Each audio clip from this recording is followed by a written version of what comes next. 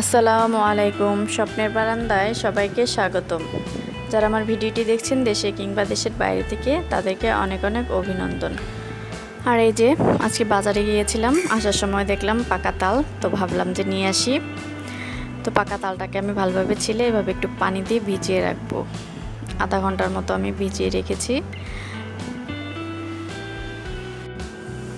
এরপরে এই তো আমি তালের রসটাকে বের করে নিয়েছি। আজকে তালের রস দিয়ে পায়েস করব। এজন্য আমি রাইস কুকারে পোলাওর চাল আর গরুর দুধ বসিয়ে দিয়েছি। তো চালটা ফুটে আসলে আমি এর মধ্যে তালের রসটাকে দিয়ে দিচ্ছি, আর আমি এর সাথে চিনিও দিয়ে দিয়েছি। যারা তাল খেতে পছন্দ করেন তারা একবার এভাবে তালের পায়েস বানিয়ে দেখবেন, আশা করি অনেক ভালো লাগবে। আর যারা খেয়েছেন তারা তো জানেনই এর স্বাদ কীরকম। তো যাই হোক, আমার ভিডিওটি দেখতে দেখতে যদি আপনাদের ভালো লেগে যায়, প্লিজ আমার চ্যানেলটিকে সাবস্ক্রাইব করে পাশে থাকবেন এবং পাশে থাকা বেল বাটনে ক্লিক করে অলে ক্লিক করে দেবেন। এতে করে আমি পরবর্তীতে যখন ভিডিও আপলোড করব তখন তার নোটিফিকেশন আপনার কাছে পৌঁছে যাবে। তো যাই হোক, আমার পায়েস রান্না প্রায় শেষের দিকে। তো আমি আপনাদেরকে একটু পরিবেশন করিয়ে দেখাচ্ছি।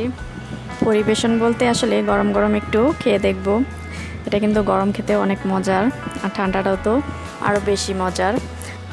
তো যাই হোক, তালের পায়েস খেয়ে এরপর সংসারে একটু তাল মিলাতে হয়। দুপুরে রান্নাবান্না শুরু করে দেব। তো আমার ভিডিওটি দেখতে থাকুন, আশা করি ভালো লাগবে।